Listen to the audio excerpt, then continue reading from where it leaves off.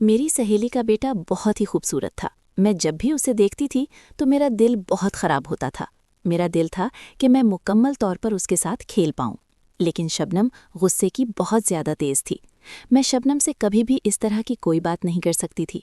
आज मैं जैसे ही अपनी सहेली के पास गई, क्योंकि हम दोनों एक ही क्लास में पढ़ती थीं, क्योंकि शबनम की शादी बचपन में ही हो गई थी, इसलिए अब उसका बेटा जवान और खूबसूरत था।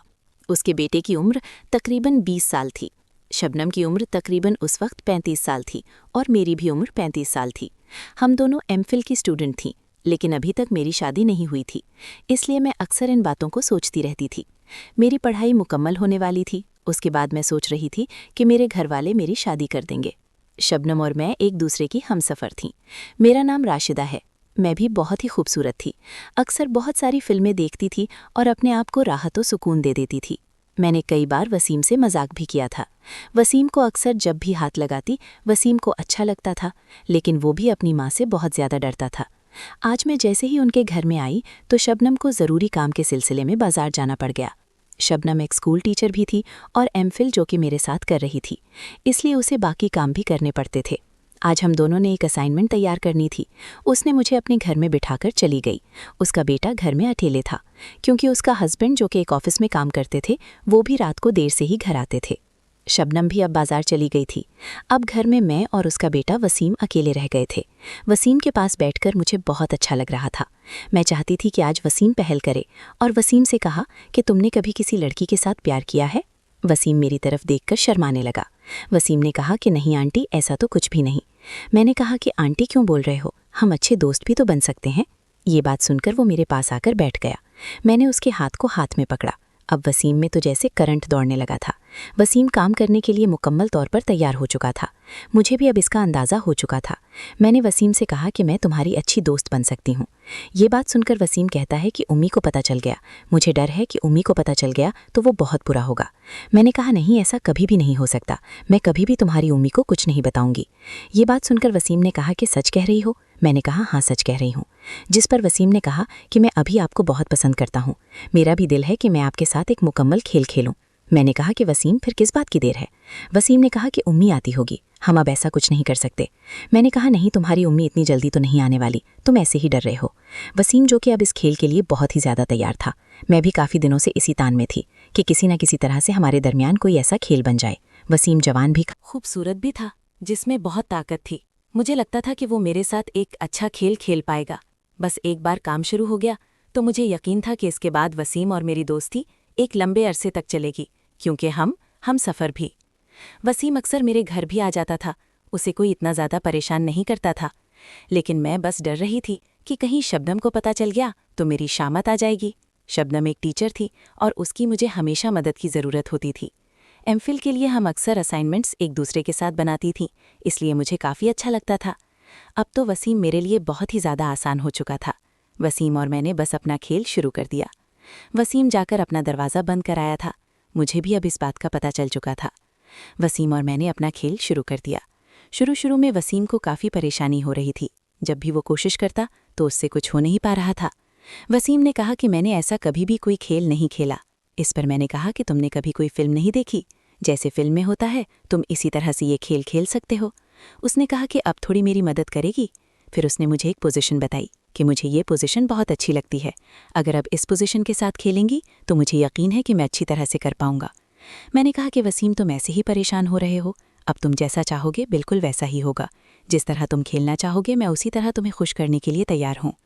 कुछ देर के बाद जो पोजीशन मुझे वसीम ने बताई, मैं जैसे ही उस पोजीशन में बैठी, मुझे क्या पता था कि पोजीशन उसे बहुत ही ज़्यादा पसंद है, क्योंकि ये लड़कों वाली पोजीशन थी। लड़के आपस में जब एक दूसरे के साथ दोस्ती निभाते हैं तो ऐसा ताल्लुक बन जाता है। इस तरह उसने कोशिश करना शुरू कर दी और उसके बाद जैसे ही थोड़ा सा उसने अपना काम शुरू किया तो मुझे काफ़ी अजीब लगा। मुझे बहुत ज़्यादा डर लग रहा था, क्योंकि ये बहुत ही अजीब काम था। लेकिन थोड़ी देर के बाद वसीम मुकम्मल तौर पर अपना खेल मुकम्मल कर चुका था। मैं भी अभी तक मुकम्मल तौर पर नहीं खेल पाई थी। मैंने कहा कि वसीम, तुम इतनी जल्दी हार गए? मैंने कहा कि अभी तक तो तुमने मुझे खुश भी नहीं किया। जिस पर वसीम ने कहा कि अब जैसा चाहो बिल्कुल वैसा हो जाएगा, लेकिन अब तो उम्मी के आने का वक्त हो चुका है। मुझे डर है कि उम्मी अगर आ गई तो बहुत बुरा होगा, इसलिए अब मैं मज़ीद नहीं खेल सकता। लेकिन वसीम ने मेरे साथ वादा किया कि मैं रात को आपके घर आ जाऊँगा। वसीम अक्सर लड़कों के साथ बाहर खेलने के लिए निकल जाता था, इसलिए वसीम को घर से किसी किस्म की कोई परेशानी नहीं होती थी। वो रात के 12-1 बजे तक घर वापस आता था, इसलिए वसीम ने कहा कि आज मैं दोस्तों के पास नहीं जाऊंगा, आज मैं आपके पास आ जाऊंगा। मेरे घर में भी इतनी ज़्यादा पाबंदी नहीं थी क्योंकि मेरा अपना कमरा था और मेरा कमरा बाहर गली की तरफ था। इसका एक दरवाज़ा भी गली में था। बाकी लोग अपने अपने कमरों में सो जाते थे क्योंकि मेरे भाई शादीशुदा थे। अपनी बीवियों के साथ अपने अपने कमरों में अक्सर वो वक्त गुजारते थे और अपनी ज़िंदगी को एंजॉय करते थे। लेकिन मेरा तो अभी तक ऐसा कोई सीन नहीं था, इसलिए मुझे भी अब इन चीज़ों की बहुत ज़रूरत रहती थी। मुझे अब इस बात की खुशी थी कि वसीम मेरा साथ मुकम्मल तौर पर वक्त गुजारने के लिए तैयार हो चुका था। वसीम ने कहा कि मैं आपको बता दूं कि मैंने वसीम के नंबर को अपने पास सेव कर लिया। वसीम का नंबर तो पहले भी मेरे पास था, लेकिन वसीम ने आज मुझसे कहा कि बस आप मुझे कॉल कर देना, दरवाज़ा खोल देना, मैं आपके पास आ जाऊंगा। मैंने कहा कि ठीक है। कुछ देर के बाद फिर शबनम घर पर आ गई, इसलिए मैंने और वसीम ने कभी भी ऐसी कोई बात का शक नहीं होने दिया कि हमारे दरमियान कुछ ऐसा हुआ है। फिर रात का वक्त हो गया, मैं भी अपने घर चली गई। मेरे 2 भाई हैं, दोनों भाई अपनी अपनी जॉब करते हैं। भाभियाँ भी काफ़ी अच्छी हैं, वो भी अपने अपने काम में मसरूफ़ रहती हैं। मुझे इतना ज़्यादा रोक टोक नहीं करती, मैं ज़्यादा अपनी पढ़ाई पर ही तवज्जो देती हूँ। भाई मेरे लिए अच्छे रिश्ते ढूंढ रहे थे, कहीं कोई अच्छा सा रिश्ता मिल जाए तो मेरी शादी कर दें। लेकिन मेरी अभी तक जॉब नहीं हुई थी, मेरी एमफिल की डिग्री भी चल रही थी, इसलिए मेरे भाई मुझे खर्चे के पैसे देते थे, जिससे मैं अपनी ज़रूरियात पूरी कर लेती थी। उम्मी अब्बू की पेंशन से भी मुझे पैसे मिल रहे थे, इसलिए मुझे कभी भी किसी किस्म की कोई परेशानी नहीं हुई थी। वसीम अब मेरा अच्छा दोस्त बन चुका था। बस रात का पहर था, अब वसीम और मैं एक साथ अच्छा वक्त गुजारने वाले थे। वसीम जैसे ही कमरे में आया तो मैं अब अपने ऊपर कंट्रोल नहीं कर पा रही थी। मैंने तो फ़ौरन ही अपना खेल शुरू कर दिया। वसीम ने कहा कि अब इतनी आवाज़ क्यों कर रही हो, अगर किसी ने सुन लिया तो बहुत बुरा होगा। मैंने कहा कि कुछ नहीं होता, तुम वैसे ही डर रहे हो। भाई अपने अपने कमरों में सो रहे हैं, कोई भी यहाँ नहीं आने वाला। इसके बाद वसीम ने कहा कि मैं आपके पास हूँ, अभी 2 घंटे हैं, हम अच्छा वक्त गुजार सकते हैं, आप तसल्ली से बैठें। मैं नीचे बैठ गई और वसीम अभी खड़ा था। वसीम को मैंने कहा कि बस ऐसे ही खड़े रहो, क्योंकि मुझे बहुत ही अच्छा लग रहा था।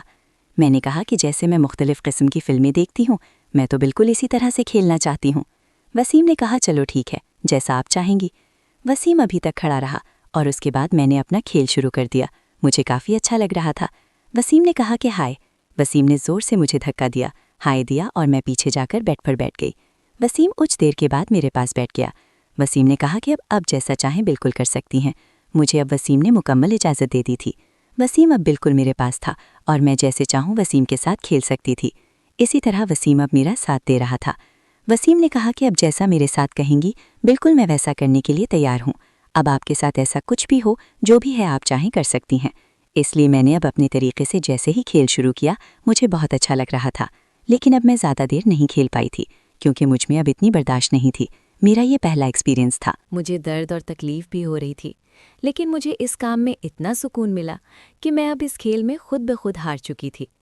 वसीम ने कहा कि उस वक्त तो मुझे कह रही थी कि अब देख लेना, जब अपनी पर आती है तभी पता चलता है। वसीम ने कहा कि अब मेरी बात मानेंगी? मैंने कहा ठीक है। वसीम और मैंने काफ़ी देर अच्छा खेला। इस तरह ये खेल हमारा काफ़ी दिन तक जारी रहा। वसीम और मैं अक्सर एक दूसरे के साथ अच्छा वक्त गुजारते थे। कुछ अरसा बाद मेरी डिग्री भी मुकम्मल हो गई थी। उसके बाद मेरे भाइयों ने मेरी शादी कर दी। उसके बाद मैंने कभी भी वसीम को परेशान नहीं किया। मैं अब अपनी ज़िंदगी में बहुत ही ज़्यादा खुश हूँ। मुझे नहीं पता था कि वसीम अपनी ज़िंदगी में कहाँ है, लेकिन वसीम के साथ मैंने जितना भी वक्त गुजारा, हमारी ज़िंदगी का हसीन वक्त था। उम्मीद है ये कहानी आपको पसंद आई होगी और मज़ीद कहानी देखने के लिए हमारे चैनल को सब्सक्राइब कर लें। मेरी सास बहुत ही खिले ख्यालों वाली औरत हुई। शादी के बाद जब पहली दफ़ा मैं ससुराल घर आया तो जैसे ही मैं उनके सामने गया, सास ने मुझे ज़ोर से गले लगा लिया। मैंने कभी सोचा भी ना था कि मेरी सास इतनी खूबसूरत और इतनी जवान होगी। जो ही उन्होंने मुझे सीने से लगाया, उनके उभरते हुए जिस्म ने मेरे जिस्म को छुआ तो मुझे एक अजीब सा करंट सा लग गया। मैं फ़ौरन बैठ गया क्योंकि मेरे लिए ये बर्दाश्त करना बहुत ज़्यादा मुश्किल हो रहा था। मुझे लगा कि अब सब कुछ खत्म हो जाएगा, कहीं उन्हें पता ना चल जाए कि मेरे अंदर क्या तूफान उठ रहा है। मैंने खुद को संभाला और बैठ गया। मेरी सास बोले, बेटा उधर मेरे पास आकर बैठो। मैं कभी सोच भी नहीं सकता था कि मेरी सास इतनी ओपन माइंडेड होगी। उन्होंने मुझे अपने बिल्कुल पास बिठाया और अचानक मेरे कंधे पर हाथ रख दिया। मुझे बहुत अजीब सा लग रहा था। इसी वक्त मेरी बीवी सनम कमरे में आई और पास बैठ गई। कमरे में कोई और नहीं था। पहले भी सास और बेटी अक्सर ऐसी बातें और काम कर चुकी थी। उन दोनों के दरमियान बहुत गहरी समझ थी। मैंने सनम से कहा, मुझे कुछ ठीक नहीं लग रहा। सनम बोली, क्या ठीक नहीं लग रहा? तुम यहीं बैठो, माँ से बातें करो, मैं चाय बनाकर लाती हूँ। मेरे ससुर तो दुबई में रहते थे। घर में पहले सिर्फ माँ बेटी ही रहती थी। अब सनम मेरी शादीशुदा बीवी थी और हम पहली बार ससुराल आए थे। सनम चाय बनाने चली गई तो सास ने मुझसे बातें शुरू की। मुझे डर लगने लगा। मैंने कहा, आप ये क्या कर रही हैं? मैं आपका दामाद हूँ, आप मेरे साथ ऐसा नहीं कर सकती। ये सुनते ही सास बोले, अरे बेटा, ये कोई नई बात नहीं। आज के दौर में ये सब चलता है। तुम्हें डरने की कोई जरूरत नहीं।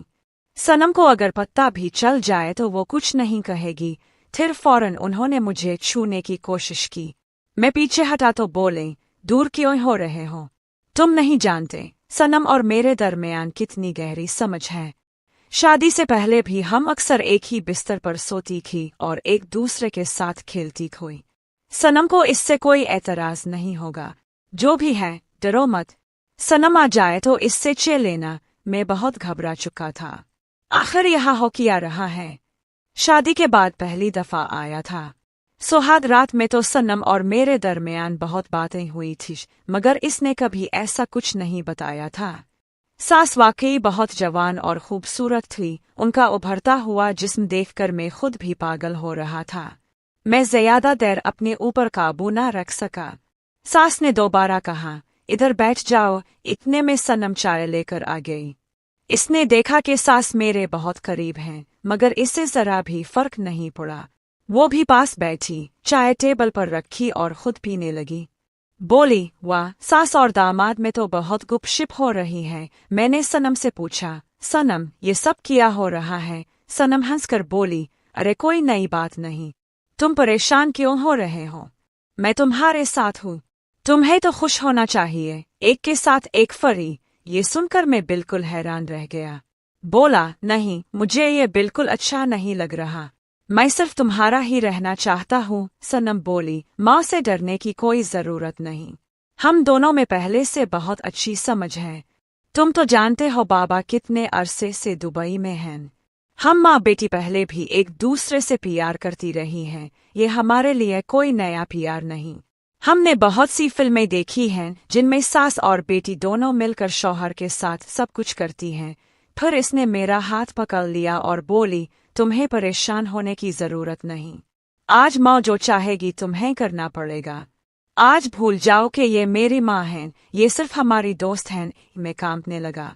बोला, ऐसा नहीं हो सकता। सनम बोली, ठीक है, फिर मैं शोर मचा दूंगी कि तुमने माँ के साथ जबरदस्ती की। फिर तुम्हारे साथ किया होगा, अंदाजा है ना? मैंने कहा, सनम, ये ठीक नहीं हो रहा। अपनी सास के साथ भला कोई ऐसा कैसे कर सकता है? सास बोले, जो भी है, अब मैं तुम्हें बता रही हूँ। आज तुमने मुझे मुकम्मल सुकून ना दिया। मेरे साथ मुकम्मल खेल ना खेला तो बहुत बुरा होगा। मेरी बेटी सनम भी तुम्हारे साथ नहीं रहेगी। तलाक दे देंगे। फिर चाय के साथ उन्होंने मुझे एक गोली दी। मैंने पूछा, ये क्या है? बोले, ये मेडिसिन है, इससे तुम खूब खेल सकोगे, खूब मजा आएगा। तुम्हें कोई नुकसान नहीं होगा, बल्कि सुकून मिलेगा। मैं बहुत हैरान था, मगर दिल में एक अजीब सी खुशी भी हो रही थी कि आज खूब एंजॉय करूंगा। गुज़श्ता रात तो सिर्फ सनम के साथ गुजर थी, आज कुछ अलग होने वाला था। गोली खाते ही मुझे लगा कि जिस्म में ताकत भर गई है। मैं मुकम्मल तौर पर खेलने के काबिल हो चुका हूँ। शाम हुई, सबने अच्छा खाना खाया। फिर हम तीनों एक ही बड़े बिस्तर पर चले गए।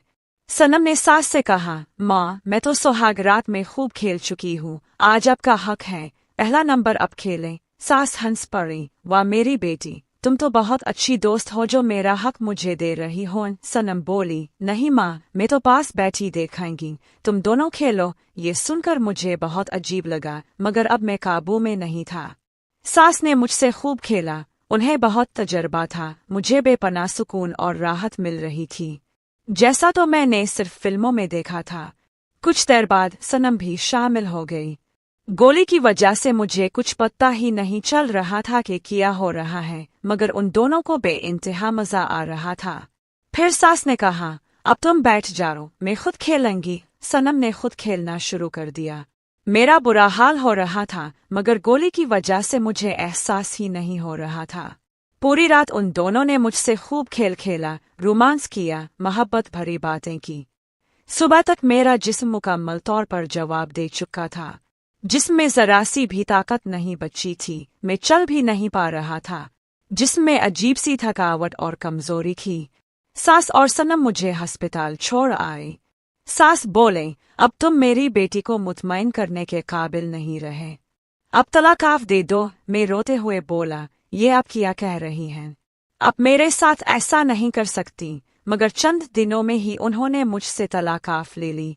सनम मुझसे हमेशा के लिए दूर हो गई, मगर वो तूफानी रात आज तक नहीं भूली। मेरी जिंदगी में आया वो अजीब तूफान ने मुझे मुकम्मल तौर पर तबाह करके रख दिया था। इसके बाद मैंने कभी ऐसा कुछ नहीं किया। तौबा कर ली, क्योंकि मुझे उन जैसे लोगों से बचकर दूर रहना था। मैं पानी पी रहा था और चाची का पेशे वाला हिस्सा देख रहा था, जो कि बहुत ही खूबसूरत तरीके से बना हुआ था। मेरा दिल चाह रहा था कि मैं इस पे हाथ लगाऊं। इतने में मेरी चाची एकदम पीछे मड़ी। उसने मुझे नोट कर लिया, कहा, कामरान क्या देख रहे हो? मैंने कहा, कुछ नहीं चाची, बस बहुत ही खूबसूरत ख्याल मेरे जहन में चल रहा था, बस उसी के बारे में सोच रहा था। उसने कहा, जो ख्याल तुम्हारे जहन में चल रहा था मैं समझ रही हूँ। मैंने कहा, क्या मतलब, आप क्या समझी? उसने कहा कि मुझे लगता है कामरान अब तुम बड़े हो गए हो। अगर मेरी बात तुम्हारी उम्मी से हुई तो मैं उन्हें कहूंगी कि अब कामरान के शादी करवा दो। अगर उनको दुल्हन नहीं मिलती तो मुझे बता दो, मैं ही कोई दुल्हन ढूंढ दूंगी। मैंने कहा, नहीं चाची, ऐसी कोई बात नहीं है। अभी मेरी शादी की उम्र नहीं है। अभी मैंने जिंदगी में देखा ही क्या है। अभी मैं अपने जिंदगी को एंजॉय करना चाहता हूँ, उसके बाद देख लेंगे। मेरी चाची ने कहा, असल एंजॉय तो शादी के बाद होता है।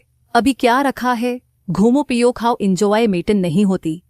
मैंने कहा, चाचा जी, शादी में किया वाकई इतना सुकून है। उसने कहा कि अभी तुमने वो सुकून हासिल नहीं किया और तुम्हें उस सुकून के बारे में नहीं पता है। जब तुम्हें इस सुकून की लत लगेगी फिर तुम्हें रात रात भर नींद भी नहीं आएगी। ये मेरा चैलेंज है।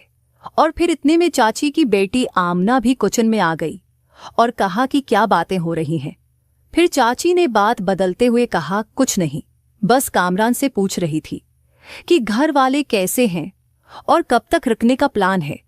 फिर आमना ने मुझे कहा कि कामरान भाई आप आएं, मेरे साथ मेरे कमरे में बैठ के हम बातें करते हैं। अम्मी जब तक खाना बनाती है फिर हम खाना खाएंगे। तो फिर मैं आमना के साथ हूँ। उसके कमरे में आ गया। आमना का कमरा अलग बना हुआ था और आमना उस कमरे में रात को अकेली सोती थी। उसमें एक बहुत खूबसूरत बेड बिछा हुआ था और बहुत सारे टेडी बेयर वगैरह पड़े हुए थे। मैंने कहा, आमना तुम्हारा कमरा तो बहुत खूबसूरत है। उसने कहा, कामरान भाई, कमरा खूबसूरत होना कौन सी बड़ी बात है, असल सुकून तो किसी और चीज में है। मुझे चाचू के घर वाले सारी अफरादी आशिक मजाज लगते थे। मेरा चाचू मेरी उम्मी के साथ, मेरा कजन आसिफ मेरी बहन के साथ। अब चाची भी मुझसे ऐसे गुफ्तगू कर रही थे जैसे मैं उनके इशारे समझ रहा था और आमना भी मुझे उसी मजाज की लग रही थी। लेकिन मैं अभी समझ नहीं पाया था कि आमना क्या कहना चाहती है। मैंने कहा, आमना तुम मुझे खुल के बताओ, मुझसे शर्माने की जरूरत नहीं है। मैं तुम्हारा हम उम्र हूँ और मैं कजन भी तो हूँ, तो तुम मुझसे बात कर सकते हो। उसने कहा, हाँ कामरान भाई, उसी लिए तो आपको उस कमरे में बुलाया है ताकि आपसे दिल की बात कर सको। मैंने कहा, हाँ, और सुनाओ क्या कह रही थी, किस चीज में ज्यादा सुकून है, तुमने बताया नहीं। उसने कहा, कामरान भाई, इस घर में अकेली रह रहकर मैं तंग आ गई हूँ। आसफ भी बाहर की लड़कियों में मुंह मारता फड़ता है और मेरा अबू भी ऐसे ही है, मेरी उम्मी पे तोजा नहीं देता। और हाँ कामरान भाई, जो मैं ये बातें आपको बता रही हूँ प्लीज बाहर किसी को मत बताइएगा। मैंने कहा, आमना तुम मुझे अपना दोस्त समझो, ऐसी कोई बात नहीं है। तुम जो कहना चाहती है खुल के कहो, और हर बंदे की पर्सनल लाइफ होती है, उसमें कोई बड़ी बात नहीं, मेरी भी कुछ पर्सनल लाइफ है, तुम्हारी भी होगी। अब मैं नोट कर रहा था कि आमना मेरे साथ रिलैक्स महसूस कर रही है और वो बात करने का अंदाज भी खोले दिल से होना शुरू हो गया। अब वो मुझसे हंस हंस कर बात कर रही थी। फिर अचानक मेरे मोबाइल फोन पर बेल बजी। मैंने देखा तो उम्मी की कॉल थी। मैंने कॉल उठाई। सामने उम्मी मुझे कह रही थी, कामरान तुम पहुंच गए, लाहौर तुमने बताया नहीं। मैंने कहा, हाँ उम्मी, बस वो थका हुआ था, थोड़ा आराम कर रहा था। अब यूं चाहूं बस अभी आपको फोन करने ही वाला था। फिर उम्मी ने पूछा, सुनाए घर में कैसा माहौल है, अबू कैसे हैं और छोटी और बनी कैसी है, और तुम बताओ। मेरी उम्मी ने कहा, कामरान तुम्हारे बगैर दिल ही नहीं लग रहा, तुम्हारे अबू वैसे ही परेशान है, घर का माहौल बोर हो गया है। अब मैं बहुत बोर हो रही थी, तुम कब वापस आ रहे हो, प्लीज जल्दी आ जाओ। मैं उम्मी को क्या बोलता कि मैं यहाँ किस काम से आया था, और जब तक मेरा वो काम नहीं होता मैं तो कराची हरगिज जाने वाला नहीं था। मैंने कहा, उम्मी आप परेशान ना हो, मैं जल्दी आ जाऊंगा, बस कल अपने दोस्त के पास जाऊंगा, नौकरी का पता करना है, जो भी अपडेट होगी मैं आपको बताऊंगा। फिर मैंने फोन काट दिया। आमना ने कहा, कामरान भाई किया, आप यहाँ नौकरी करने आए हैं। मैंने उससे कहा, ऐसे ही समझ लो। आमना उसने कहा, कामरान भाई कराची इतना बड़ा शहर है, आपको वहाँ नौकरी नहीं मिली, चलो नौकरी नहीं मिली तो लड़की तो मिली। अब वो मेरे साथ मजाक के मोड में थे। मैंने कहा, कहाँ, अभी तक न लड़की मिली ना ही नौकरी। अभी तक तो मुझे ऐसा लगता है कि मैं पैदा ही नहीं हुआ, लड़की का बंदोबस्त तो कर ही दूंगी, नौकरी का कुछ भी नहीं कर सकती। ये तो हर घर का मसला है। मेरे आसफ भाई भी कितनी अरसे से बैठा हुआ है, हालांकि मेरे अबू के इतने ताल्लुकात हैं, लेकिन फिर भी पाकिस्तान में नौकरियां कहाँ रह गई हैं। मैंने कहा, क्या मतलब आमना लड़की तुम्हारी कोई दोस्त है क्या? उसने कहा, दोस्त तो बहुत हैं, तुम्हें कैसी लड़की पसंद है मुझे बताओ, फिर मैं तुम्हारे लिए बंदोबस्त करती हूँ। मैं दोस्त हूँ ना तुम्हारी, अब तुम्हारा ख्याल दो रखना पड़ेगा। मैंने कहा, आमना बस तुम्हारी जैसी है, मुझे तुम्हारी जैसी लड़कियां बहुत पसंद हैं। अब वो शर्मा रही थी। मैं दिल में खुश हो रहा था कि शायद आमना मेरी बातों से इम्प्रेस हो रही है। फिर मैंने कहा, आमना तुम बताओ तुम्हारा कोई बॉयफ्रेंड है? उसने कहा, कामरान भाई आपसे किया छिपाना, आप तो दोस्त बन गए हैं। एक बॉयफ्रेंड नहीं, चार बॉयफ्रेंड थे, और फरहाल तो कोई एक भी नहीं है। मैंने सबको छोड़ दिया है। सब मतलब? मैंने कहा, ये तुम क्या कह रही हो? तुम मजाक कर रही हो? किया और 4 बॉयफ्रेंड, उसका क्या मतलब किया कहना चाहती हो? फिर इतने में मेरे फोन की बेल दोबारा बजी। मैंने देखा तो वो दा का मैसेज था। उसने कहा, कामरान जब से तुम गए हो तुमने मुझसे पूछा भी नहीं किया हुआ, घर में सब खैरियत है? मैंने कहा, दा तुम्हें लगता है फरहान ने तुम्हें नहीं बताया? फरहान मेरे दोस्त का नाम था। उसने कहा, क्या हुआ? मैंने कहा, दुआ मेरे घर में चोरी हुई थी, इतना बड़ा ऐशो हुआ था, मैं बस इसी में बेजी हूं, मैं तुमसे बात करूंगा। उसने कहा, कामरान जल्दी मुझसे बात करना, जब से तुम गए हो मुझे कुछ भी अच्छा नहीं लग रहा।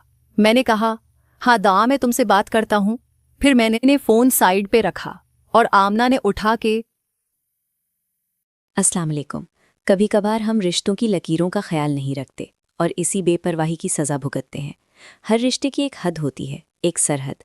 अगर इंसान इस सरहद से आगे निकल जाए तो यही रिश्ता उसके लिए जहर बन जाता है। मेरे साथ भी कुछ ऐसा ही हुआ।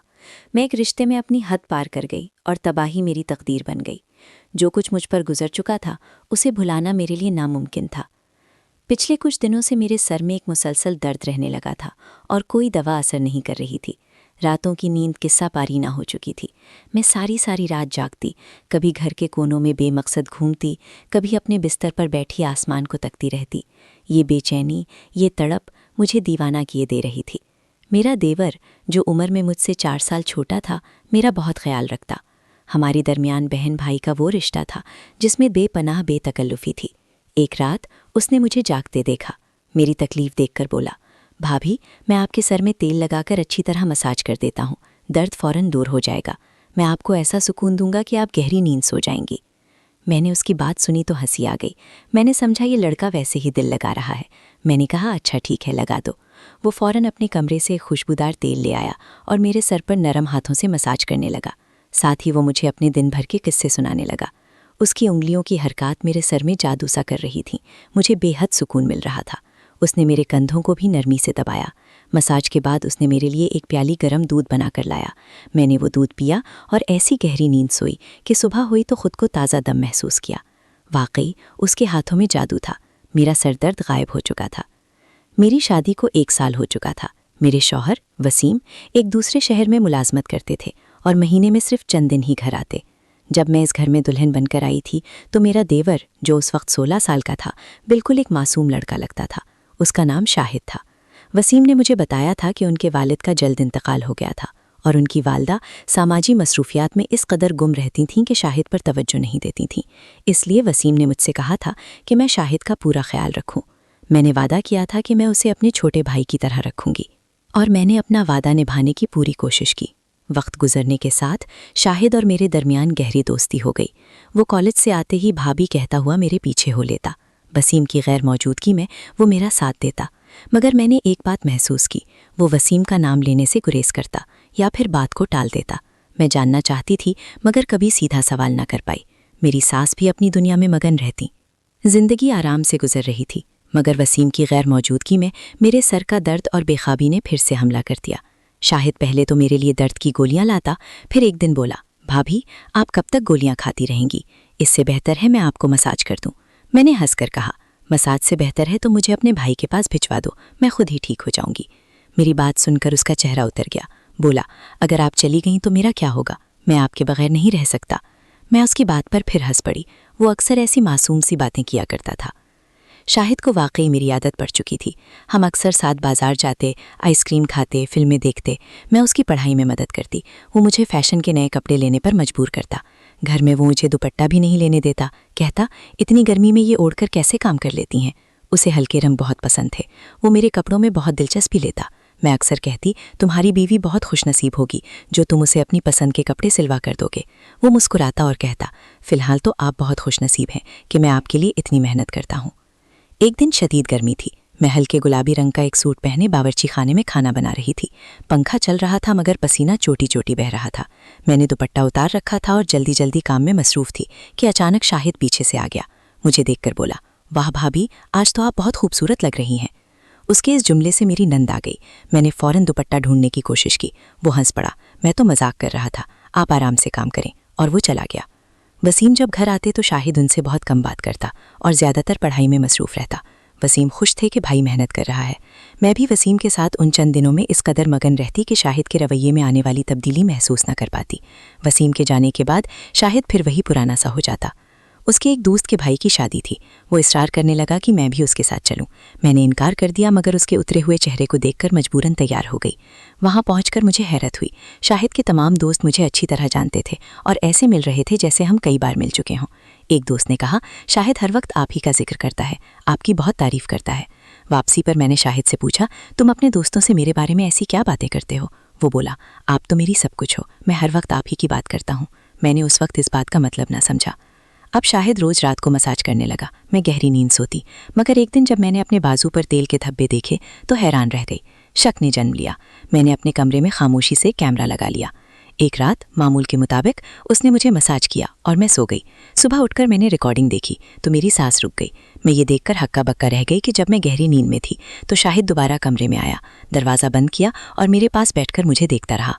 उसने मेरे चेहरे को छुआ, मेरे बाल संवारे, फिर उसने अपने हाथों में तेल लेकर मेरे बाजुओं और कंधों की मसाज शुरू कर दी।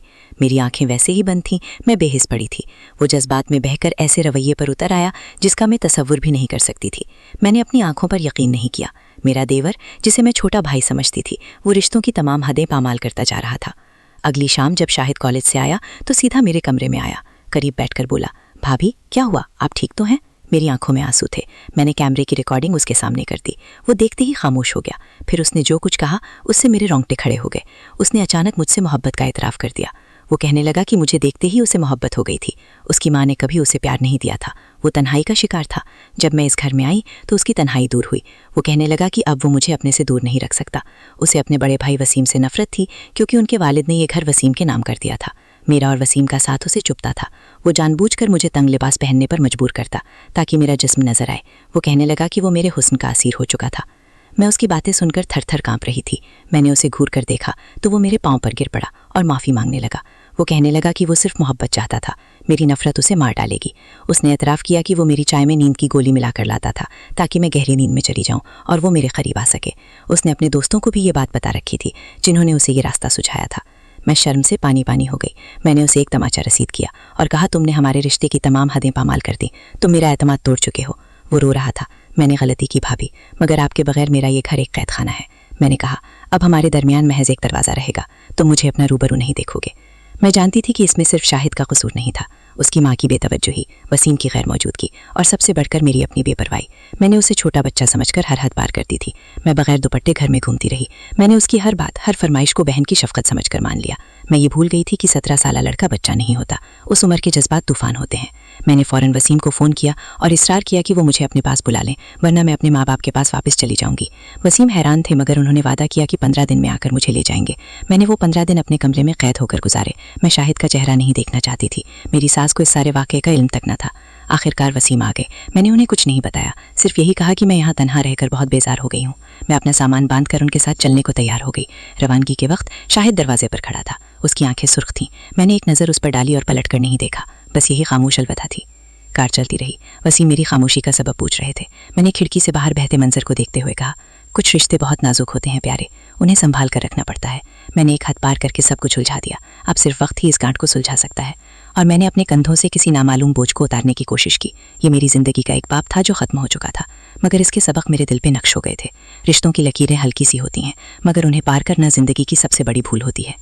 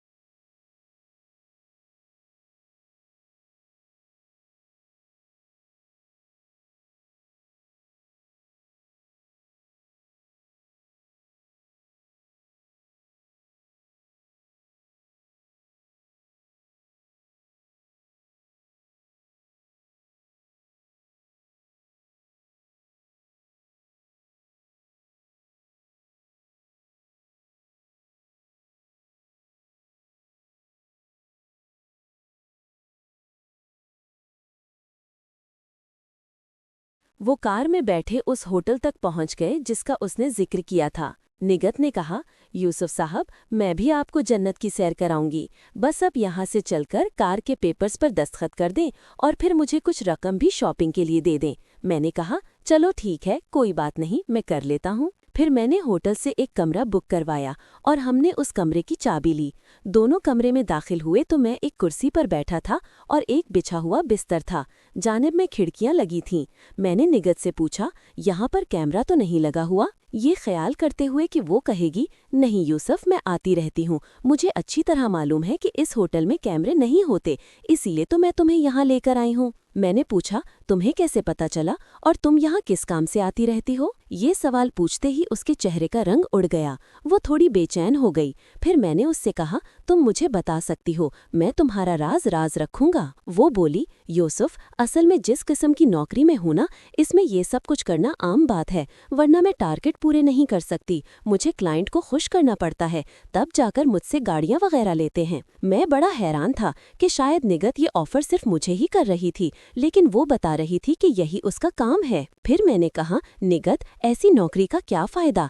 कहने को तो तुम नौकरी कर रहे हो, लेकिन असल में ये तो गलत काम है। वो बोली, हाँ यूसुफ, तुम ठीक कह रहे हो, जब भी जाती हूँ मेरे साथ वैसा ही होता है। मैंने पूछा, ऐसा क्यों कह रहे हो? तुमने इसके अलावा भी कोई नौकरी की है? उसने जवाब दिया, मैंने 2-3 नौकरियां की हैं, वो मुझसे इसी वजह से चली गई हैं। मुझसे लोग डिमांड करते थे, मैंने जिसके इनकार किया वो मुझे नौकरी से निकाल देता था। आखिर तंग आकर मैंने ये कदम उठाया। मैंने पूछा, कब तक ऐसा करोगी? अगर खुदा न खास्ता तुम्हारा कोई महीने का टारगेट पूरा ना हो तो? वो बोली, वो महीना मेरी नौकरी का आखिरी महीना होगा। फिर मैंने पूछा, निगत, तुम्हारा शौहर क्या करता है? वो कहने लगी, वो पहले बैंक मैनेजर था, फिर एक बैंक में बहुत बड़ा खसारा हुआ, इल्ज़ाम मेरे शौहर पर लगा, इसलिए उसका सारा कैरियर खत्म हो गया और आजकल घर पर फारिग होता है। मैंने कहा, तुम्हारे शौहर को तो पता होगा इस काम का, क्योंकि बैंक का मैनेजर रह चुका है, तो तुम्हें इजाज़त देता है ऐसा काम करने की? वो बोली, मेरे शौहर को अच्छी तरह पता है कि मैं क्या करती हूँ, लेकिन हमारे पास कोई दूसरा रास्ता नहीं है, इसलिए मेरा शौहर भी खामोश है। मैं माशरे का एक नया रूप देख रहा था जो आज से पहले मेरे सामने नहीं आया था, क्योंकि मैं गांव की जिंदगी गुजारने वाला एक सादा इंसान था।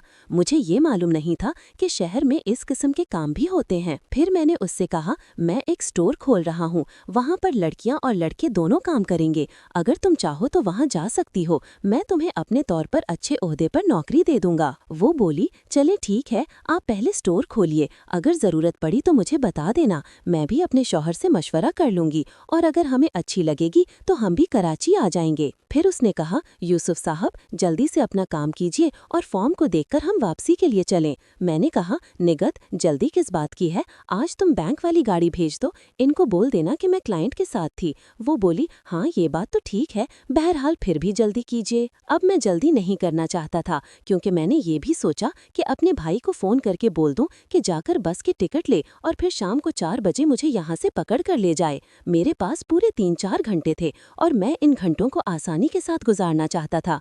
मैंने फ़ोन उठाया और अपने छोटे भाई से कहा, मैं शहर में ज़रा बैंक के काम में मसरूफ़ हूँ, तुम मेरे काम के बाद मुझे यहाँ से ले लेना और फिर अम्मी को बता देना कि मैं घर नहीं आऊँगा, मैं यहीं बाहर से कराची जा रहा हूँ। फ़ोन पर भाई ने पूछा, सब खैरियत तो है ना, कोई इमरजेंसी तो नहीं है? मैंने कहा, नहीं, बस वो ज़रूरी कागजात हैं जो बड़े भाई ने जमा करवाए हैं ना, इसीलिए कुछ देर लग रही है। वो बोला, चल ठीक है भाई। अब फ़ोन बंद करके मैं निगत के सामने बैठ गया। मैंने कहा, निगत, बताओ सबसे पहले तुमने कौन सी नौकरी की थी और तुम्हारे साथ क्या हुआ था? वो कहने लगी, पहले तो मैं नौकरी नहीं करती थी, क्योंकि मेरे शौहर बैंक मैनेजर थे, हमारा घर बहुत अच्छा चल रहा था, हम लाहौर में रहते थे।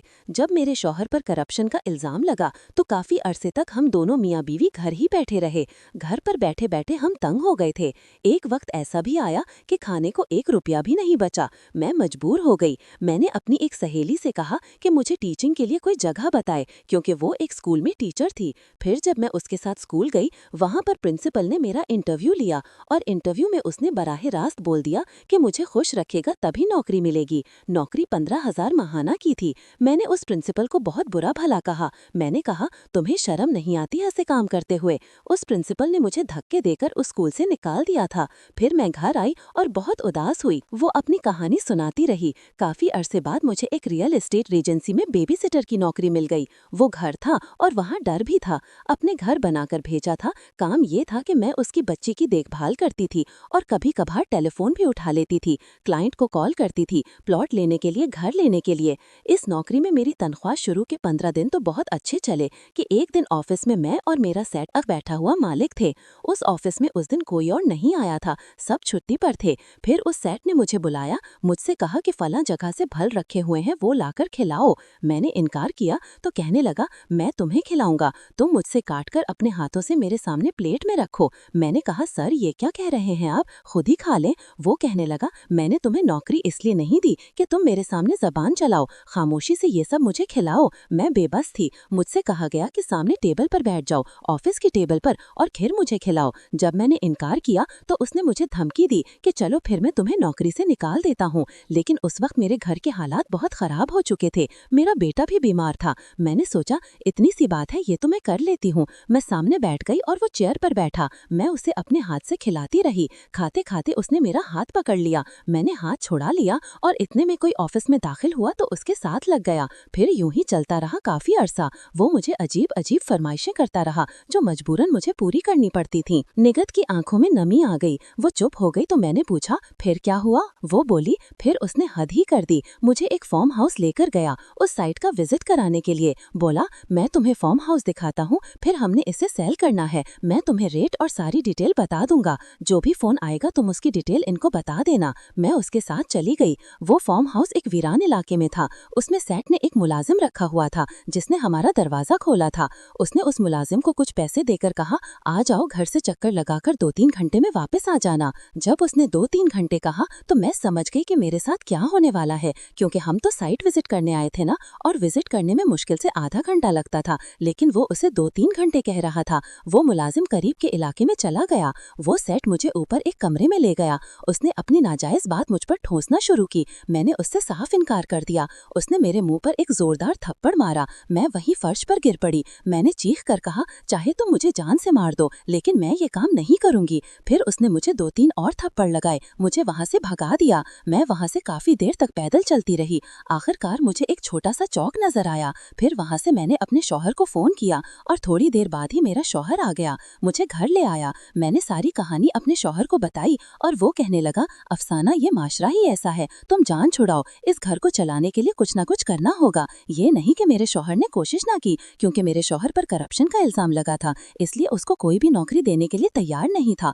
आखिरकार मजबूर होकर मेरे शौहर ने हार मान ली। फिर उसने अपनी जान पहचान वाले से कहा, जिसने मुझे उधर बैंक में नौकरी दिलवाई, अब तुम्हारे सामने हूँ, दोनों को खुश करना पड़ता है, और कभी कभार मैनेजर भी होते हैं, और ये मेरे शौहर को भी पता है, वो भी मजबूर है, कुछ कर नहीं सकता। मैं उसकी बातें सुनकर एकदम शौक हो गया था। ये शहर में किस किस्म के काम हो रहे थे ये मैंने कभी सोचा भी नहीं था, और मेरी जिंदगी में इससे बड़े बड़े राज खुलने वाले थे जो आगे चलकर तुम्हें पता चलेंगे।